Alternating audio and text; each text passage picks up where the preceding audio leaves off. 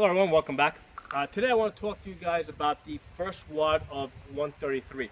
And there seems to be a lot of emphasis in 133 on first wad, which is the under the arm wad. Basically, you're standing here and you're coming out and you're attacking like that. Let's do it again. So basically there's a counter attack. You're coming out and you're attacking like that. So the question becomes why is there so much emphasis on this particular wad?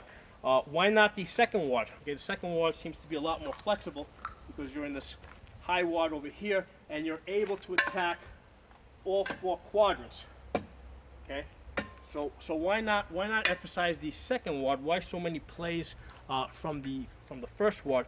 And the reason is because I believe that the first wad simulates coming out of the scabbard. Okay, because basically the sword and the buckler would have spent a lot of time at your belt.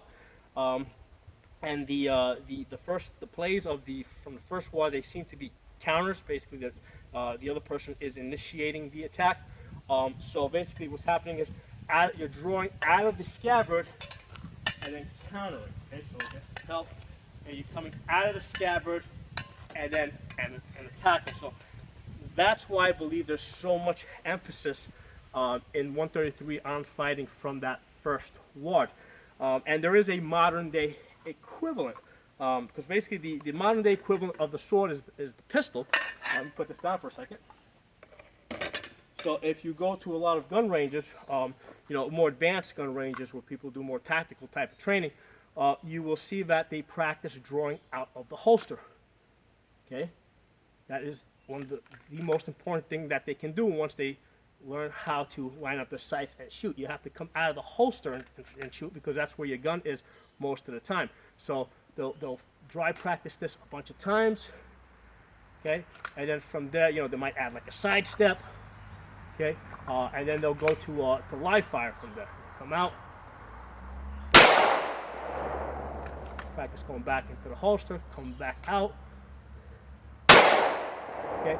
Now, at a lot of ranges, they won't let you draw out of the holster, and what people will sometimes do is they will cheat that.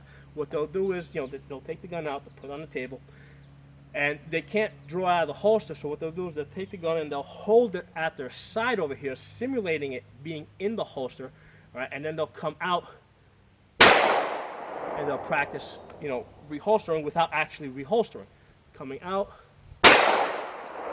Okay, so that's the modern day equivalent. When we look at 133, we see that they're not using scabbards, and I don't think that the clothes that they're wearing to practice in would make it easy for them to wear a scabbard. So that's why I think that they're just spending a lot of time practicing with the sword under their arm. But I think that that's the reason for the emphasis on that first wad under the under the arm wad. My feeling, looking at it, is that this is something that people would have practiced a lot.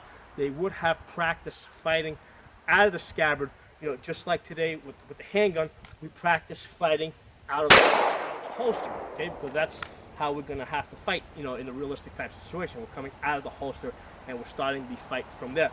So there are my thoughts on that. If you guys have any feedback, any comments, please post them. If you like the video, give it a thumbs up. If you're not a member, subscribe. I'll see you guys next time.